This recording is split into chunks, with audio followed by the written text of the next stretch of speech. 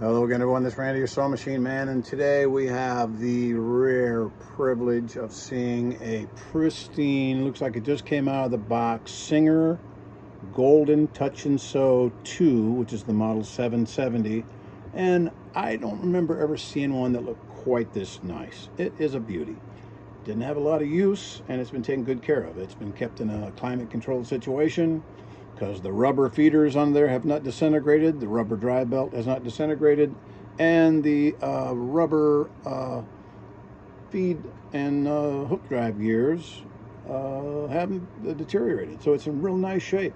And if the owner of this continues to use it for just shirts and jammies and blouses and pillowcases and doesn't try to do something crazy, it'll last her quite a while. But if the gears do break, I have them to replace. So it's going to be a good machine. It came in because it was jamming, it was looping, jamming down underneath.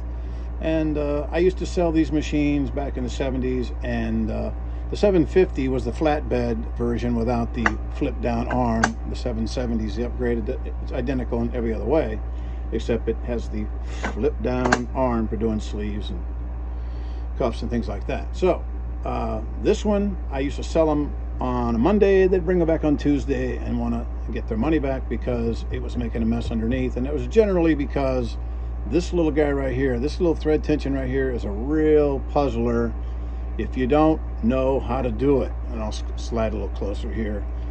This little guy here, it has two little clicks you have to hear when you thread it. Always lift the presser foot up.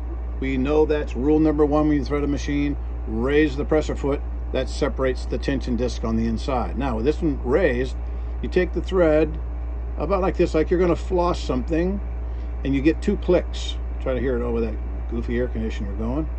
We got a click over here, put it between the discs, make sure it's between the disc, and go click here, click, and in here, click.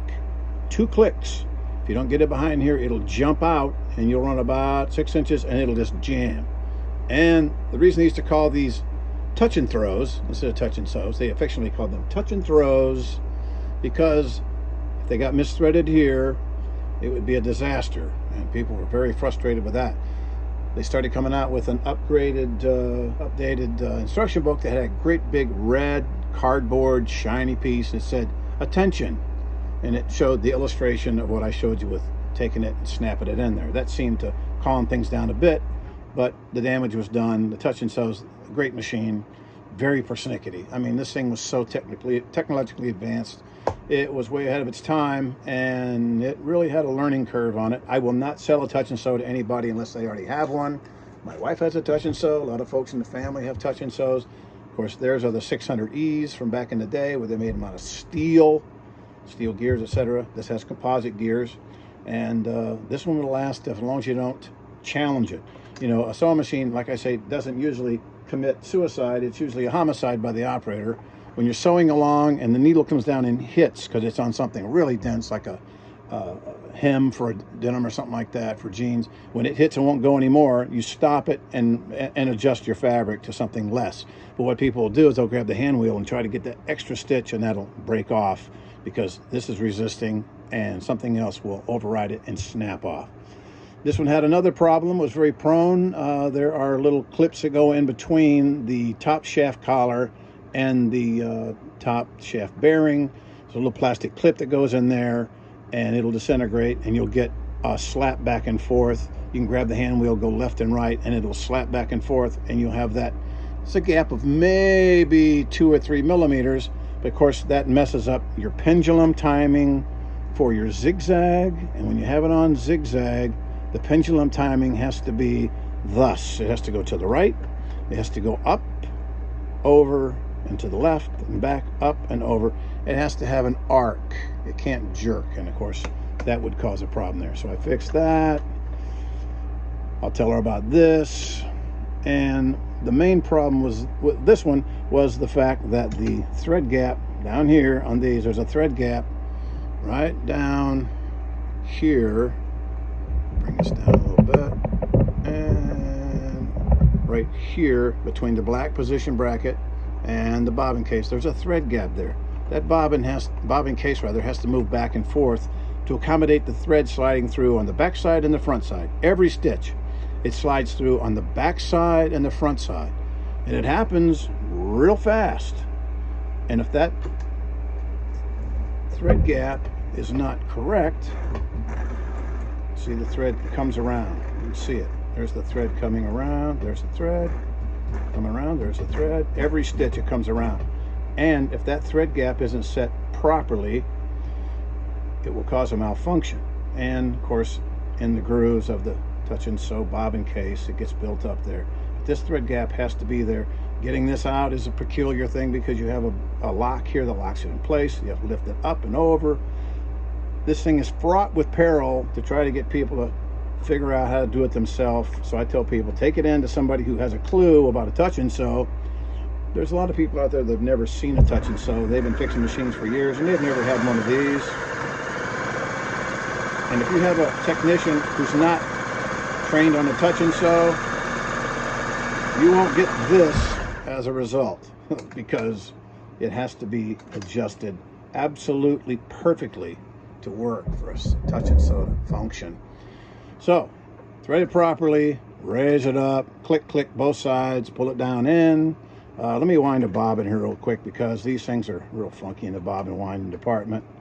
Your bobbin actually comes apart in two pieces to make it even more interesting. And the bobbins you get nowadays from China, mostly defective. This one unscrews. You have a top and a bottom. You take the thread off and you have an empty bobbin and you tighten them back together, and I get them nice and snug. I always jokingly say stop turning right before it breaks. It's plastic. That's what plastic does. You can count on it. Okay, then go through your regular threading.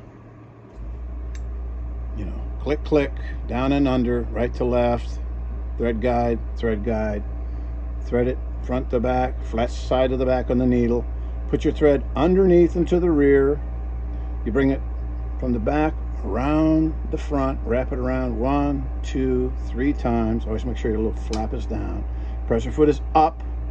And with it in a straight stitch mode, what you do is, get my foot control over here, you step on the gas. After you take your little target over here with a little red target, click that to the left, and you step on the gas, and it will cut the thread loose when everything's adjusted properly, which this one is. It'll cut your thread loose, and it'll wind, and you should take it out to somewhere between the second and third white circle. There's concentric circles. Take it out between the second and third. You can overwind it, and the bobbin will bow out and cause a malfunction. Stop with the needle in its highest position. When you close that door, it'll turn it off automatically. I always like to sweep that out of the way, give it the gas, and this is my good friend in Cleveland used to say, you're back into business. So that's how you do all that. So wind the bobbin correctly, make sure you thread it correctly. This is going to be 4 or 5 right along in there. Flat side of the needle to the back, and if your hand wheel rattles back and forth, it's going to need to be taken in and get that replaced. So good little machine, but you got to be careful with it. Those gears will break because they are 50 odd years old. If it's been in one summer storage locker, one summer in the garage in Texas, anybody's attic, it's going to have problems and it's going to need to be serviced. You can bring it back to life. I've completely taken these apart before and put everything on them new. That's bad. And some people want to do that because it was grandma's and they want it and they want to sew on it. And I've done that. It's $300–400, but you know, it's a living. All right. Singer 770, Golden Touch and Sew 2. Thanks.